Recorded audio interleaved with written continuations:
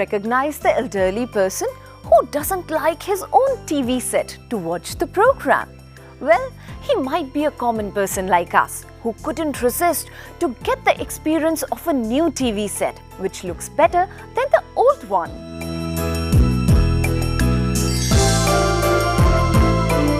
But one may ask us a question.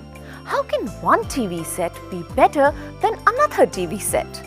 Is there any difference in the specific features of the TV sets in relation to the picture quality or clarity?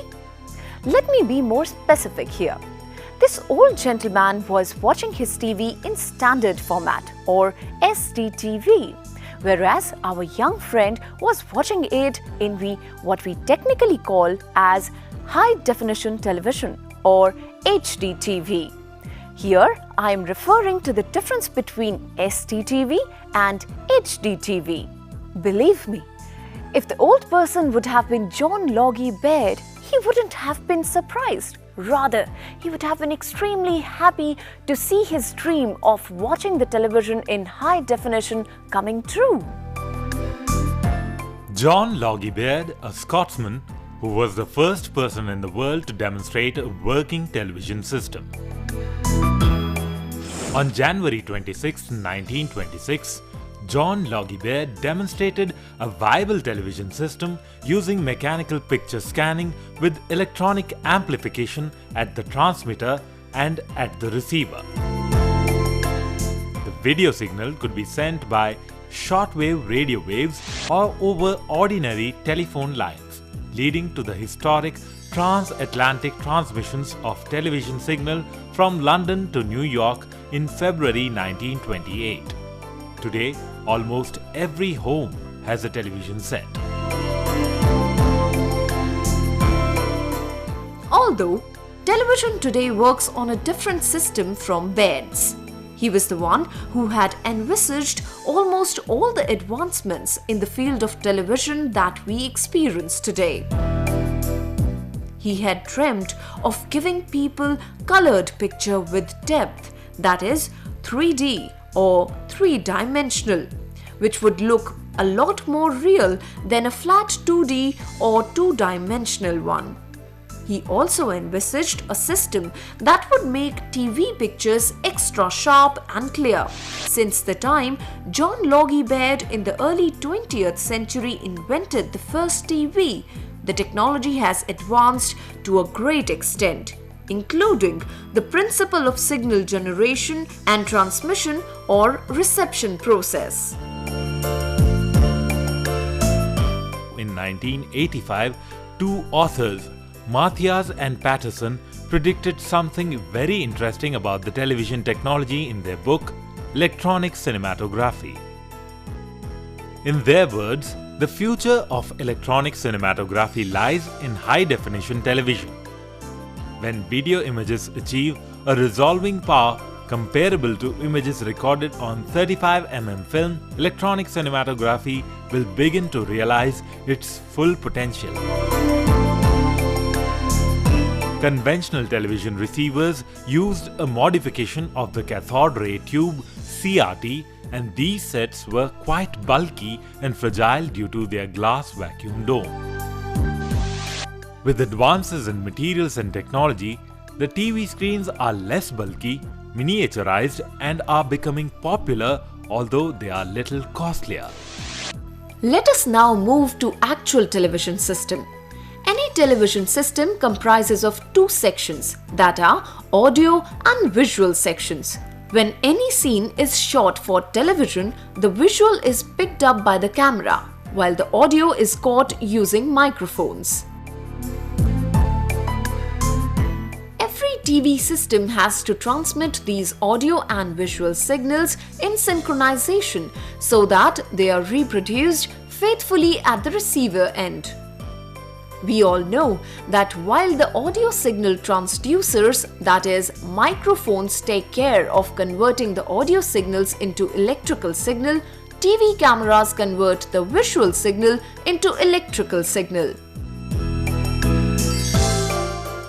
In order to understand that how a picture or visual signal is reached till the viewer, let us quickly understand the main building blocks of a typical communication system. There are two ends of any communication system, namely a transmission end and a receiving end. The signal to be sent is picked up electronically by a camera at the transmission end. It is processed for making it suitable for its journey till the receiver end. This includes amplification, modulation, and transmission through a medium like air.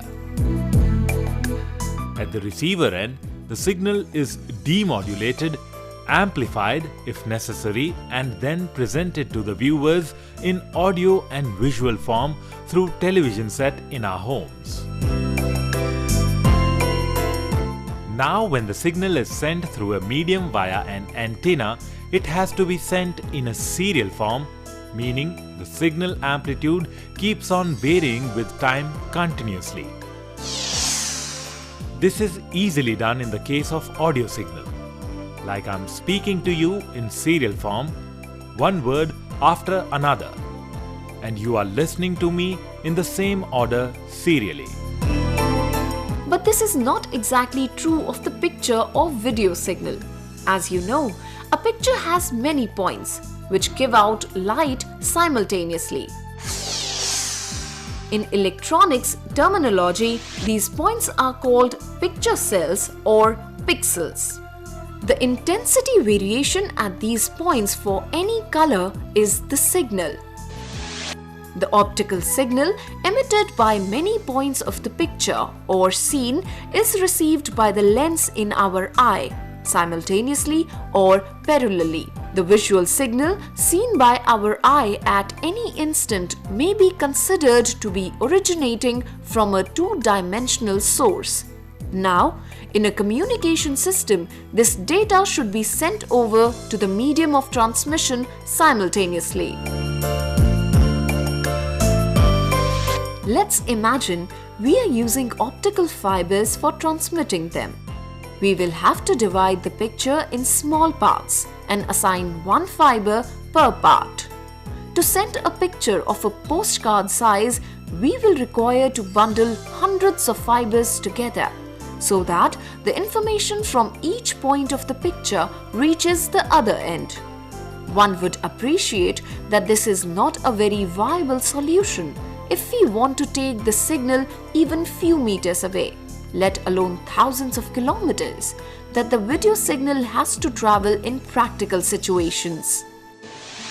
To overcome this problem, a very ingenious way has been devised which is based on the persistence of vision property of our eye. Our eyes can retain the image once seen for about 60 milliseconds interval. It means that even if we remove the image and place it again before this time interval is over, then our eyes perceive that as a continuously visible image. This property has been used in screening the movies by projecting sequence of images taken on the film to give the viewer a feel of an uninterrupted motion. Persistence of vision also comes very handy in transmitting TV signals using an antenna. For this, first we need to convert the picture signal, which is parallel in nature, into a serial form, and then it can go for transmission via a transmitter antenna. This is done by scanning or rastering process.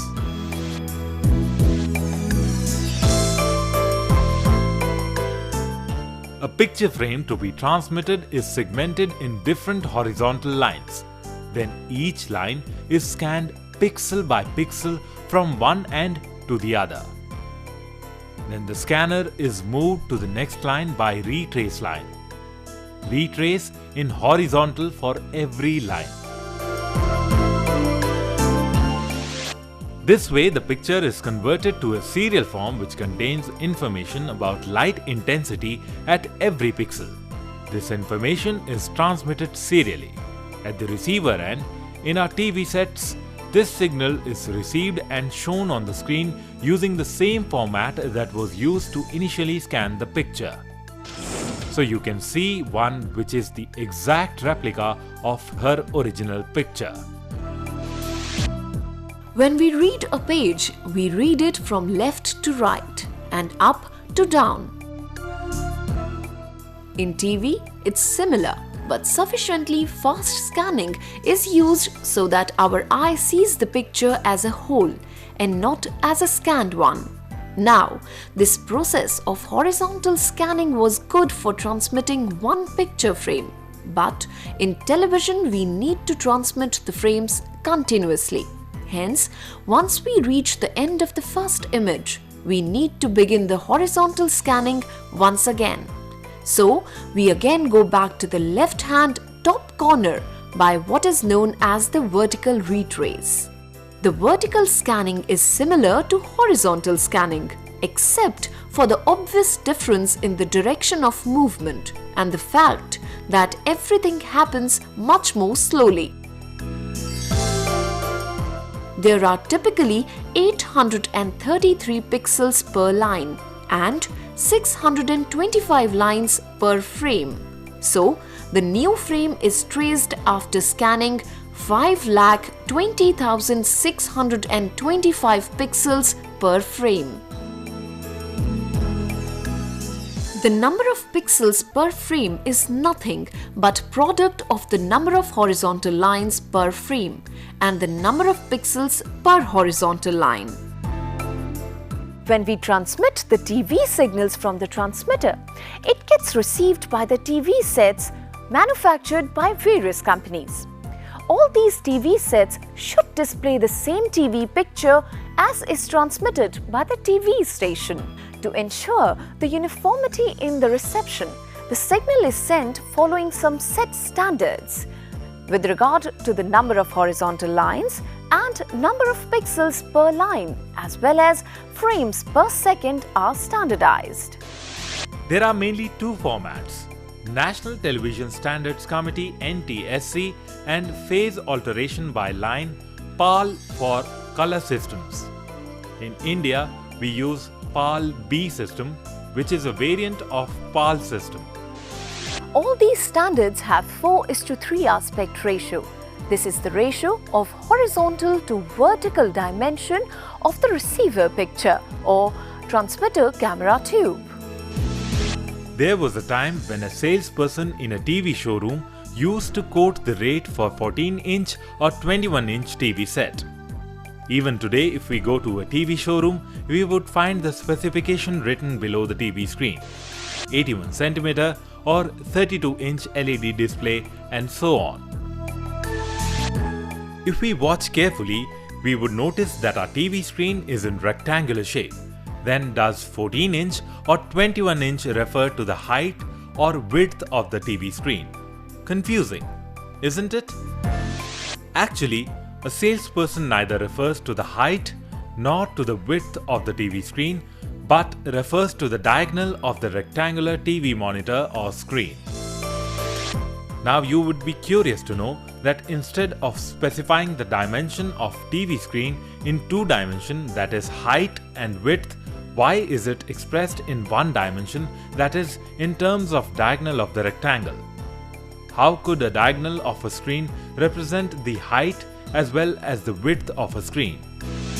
Let's try to understand that why is it so. If we consider 4:3 aspect ratio, the width of the screen is always 1.33 times its height. For a given rectangle, we know that the hypotenuse is expressed as the square root of the sum of the squares of both sides. So, just by specifying its length and also remembering that the width-height relationship is 1.333:1, we can always work out the actual dimensions of the screen. For example, a 21-inch screen will represent a rectangle with 16.8 inches width and 12.6 inches of height.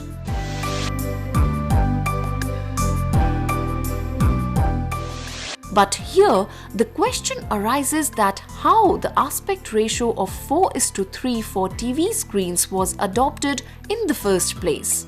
In the earlier days, TV was essentially competing with the movies screened in the theatres. At that time, most popular film format used for picturizing the movies was 35mm perforated film.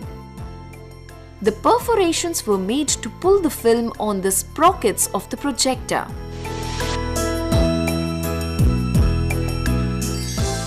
The negative in 35mm movie film, after subtracting the space occupied by the perforations, results into effective dimensions of 24.9 mm into 18.7 mm, which is nothing but 1.33:1 or 4:3 aspect ratio.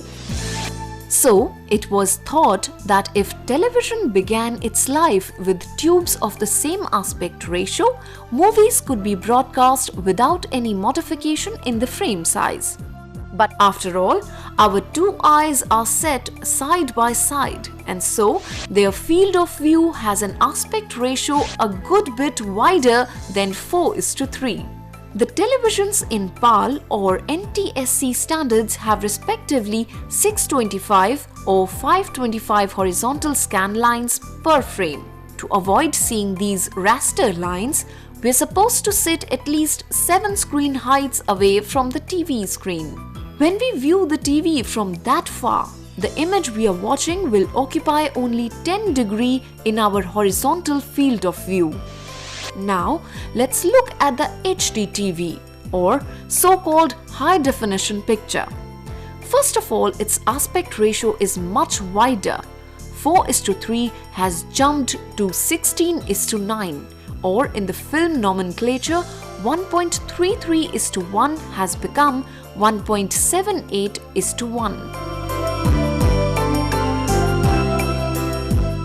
In addition, it has almost twice as many lines vertically, 1050, improving the resolution radically. Since the lines are now placed nearer to each other, we will not see them even if we watch the TV from a nearer distance. This effectively further enhances the angle of viewing. The earlier TV displays were made of cathode ray tube or CRT in short, which was essentially an evacuated glass enclosure where electron beam was shown on a fluorescent screen to generate the picture for viewing. Due to complicated construction of the CRT, the choice of dimensions of the screen were very limited. With the use of light-emitting diodes LEDs, liquid crystal displays LCDs, solid-state plasma devices in the manufacturing of the TV screens, the dimensions of the screen can be as large as required, with any choice of aspect ratio. This has made it possible to build the TVs with large screens which will be able to give a life experience to the viewers.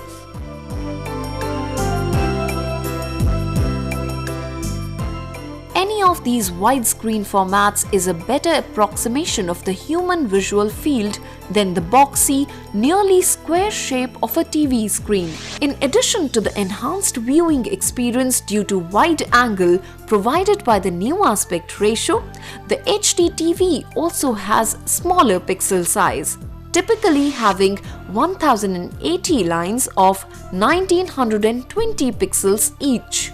This is almost 4 times more information than the standard TV.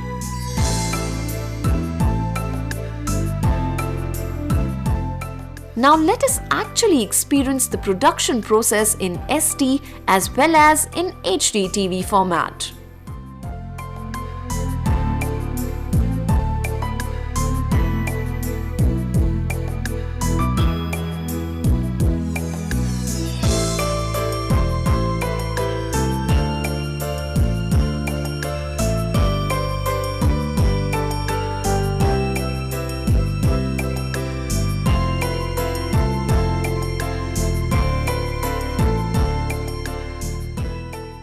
Is it not an amazing experience to watch TV studios used for SD format and HD format shooting?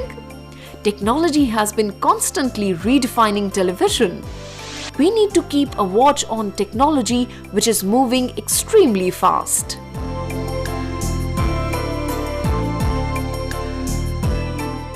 Unlike regular television, a tiny box in a room, HD TV cannot be ignored.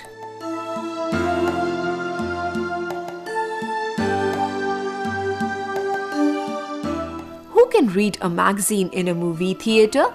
Ultimately, the whole experience of watching television is going to be different. It will be a cinema experience.